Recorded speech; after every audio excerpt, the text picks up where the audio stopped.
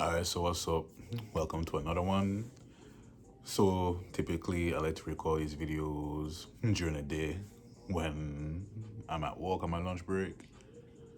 But today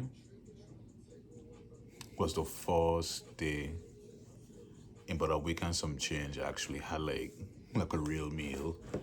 So on my lunch break, one of my friend, she drove me to get some Guatemalan fried chicken, and I get a smoothie from Smoothie King. By the time we reach back to work, I probably had like 15 minutes to eat. I still clock in late and stuff, but that's neither here nor there. But it's like the first meal, and I don't want to say I've been starving. I've been eating like tuna fish and rice. What else I've been eating?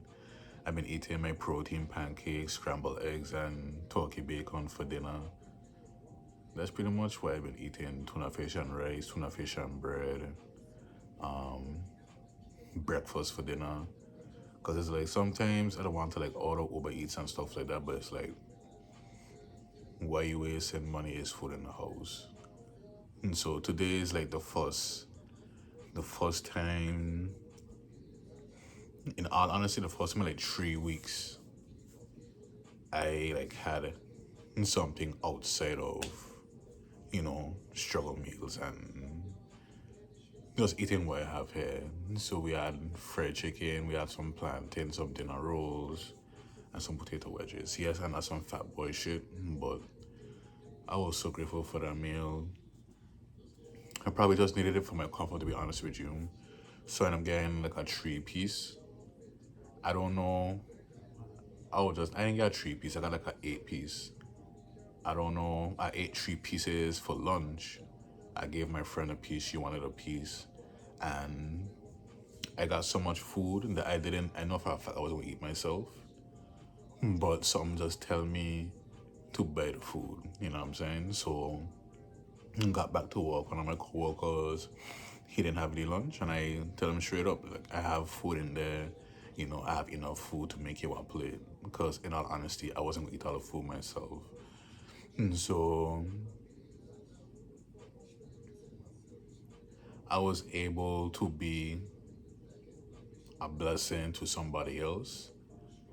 And for that, just being able to be a blessing to somebody else, to be able to feed somebody else, I know, even though it was that simple, I know I was operating within my gift, you know what I'm saying? Because I know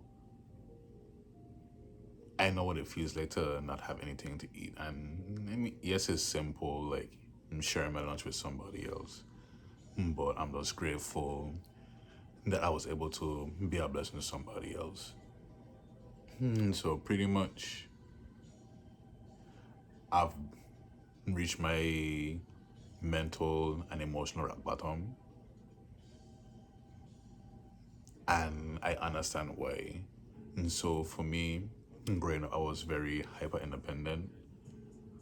And so pretty much, I don't want to say I was doing everything on my own, but pretty much just figuring out everything on my own, figuring out what's next for my life from when I was like 13, 14. And I tell people my eyes been open for like a long time. And so I see my first body when I was like 8 or 9. And so, but before that even happened, like one of my OGs, like, he get put in a hospital. I'm not going to say what it is happened to him. Thankfully he survived. But from then, what I'm saying, I already know life wasn't a game. And then I saw that body. Then it's like, okay, life really in a game. Then I was probably like 10 or 11. The first time I've been on a yacht, because I'm from where I grew up in the Virgin Islands. I grew up on an island called Frenchmanski. Yes, I'm from Tortola, British Virgin Islands, but Frenchmanski is where I grew up. And so Frenchmanski, we have a marina called Sophos Hole, And a lot of the times, though, the yachts and the catamarans, they'll come in and they'll dock up to, refuel, get groceries, so on and so forth. So I remember being a child, walking on the docks, and I walk up to the yacht, because I'll sit on the porch and I'll watch these yachts come in. So I was like I said, 10, 11, maybe. I don't think I was 12. So probably like 9, 10, 11, one of those years. Walk in the docks, walk up to the yacht, and I asked the crew member, yo, can I get on? And he was like, sure, just take your shoes off. And that's probably why I say he was a crew member, because I want to say the following week, I asked to go on a yacht. I don't know if it was the same yacht or a different yacht. And the guy was like, fuck no. And so I digress. And so I remember my first time being on this yacht. It was so beautiful. You know what I'm saying? I think I was on board for about maybe 5 minutes. It wasn't a long time. I just wanted to see inside the yacht. Got off the yacht and told him thank you, because, I was raised to have manners. And I remember going back to my house and something in my mind clicked. Like, why in the fuck is inside this yacht better than my house?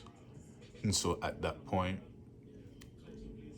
I was like, yeah, I gotta get my money up. And so I'm not gonna say what I used to do to get my money in those years, but what I will say, after my parents, went their separate ways, I ended up living with my grandparents. They did their best to make sure I was alive and had the things that I need, but, I didn't really have everything I need, you check? Like, it's so much things that I've done, it's so much things that I've been through in those years that nobody knows about, and I'm not going to go into details on this video because that's just personal. But I was in a situation where I wasn't getting everything I need, and at that point, like, if it's to be, it's up to me. You know what I'm saying? And so, and I remember, sometimes me and my grandma will butt heads because I just won't ask for help. Like, if I have something going on, I will take care of it myself. That's just how I always been. And so, going back to the mental and emotional rock bottom, just understanding where the feelings is coming from. From a child, 13, 14 years old, I already figure out in my mind that, dude, you can't really depend on nobody else. You have to depend on yourself. That's why I left home when I was 19. Because I didn't really have my passport until I was 18, 19. I had to make that happen for myself. So I got my passport. I was like 18. I got my passport when I was 18. Joined the army when I was 19. This is a crazy thing. So I got my passport at 18. I came to Florida because I was going to go to school.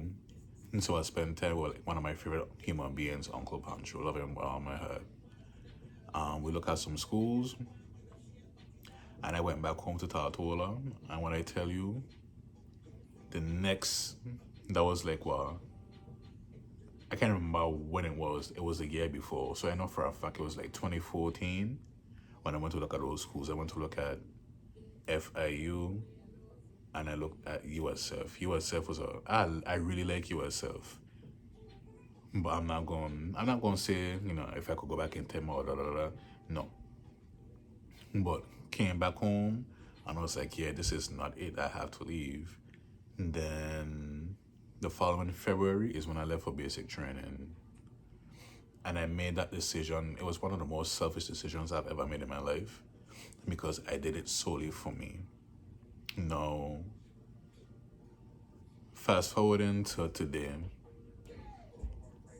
I've realized that the reason I've been so upset, and it's not me that's upset, it's that 13-year-old, 14-year-old child that knew from the jump that, Jamal, you're the only person that you could depend on. Like, this, I'm 30 now. So you knew this 15 years, you knew this. How could you forget? And it's like you spend time with people, you love people, you care about people, and it's like you develop this bond with people, and it's like, I will do this for you if if you was in my situation and I was blessed and I had, like, for example, if I had a car and you needed a ride from work, wherever, you didn't have a car, like, even if I had to wake up 2 hours early to make sure you get where you need to go, even if I had to leave my house 2 hours early to beat traffic and sit in a parking lot to make sure I get you and get you where you need to go, I'll do that for you. And so it's like when I ask for that in return and I don't get it, it hurts me, you know? Because it's like nobody's going, and I'm not just saying this for me, this is for everybody that's watching this video. Nobody is going to, and I don't say nobody, like nobody's going to ride for you, but don't expect people to do for you what you would do for them. Don't expect people to ride for you like you would ride for them. Don't expect people to pour into you like you pour into them. Like that's like the fastest way to get your heart broken. Like, forget about relationships. Like, that's a whole different thing.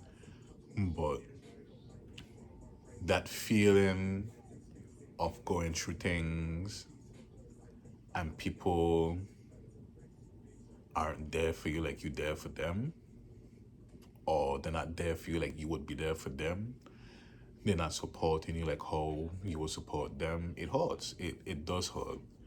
And I want to say for like 3 days, I was trying to figure it out, and I finally figured it out.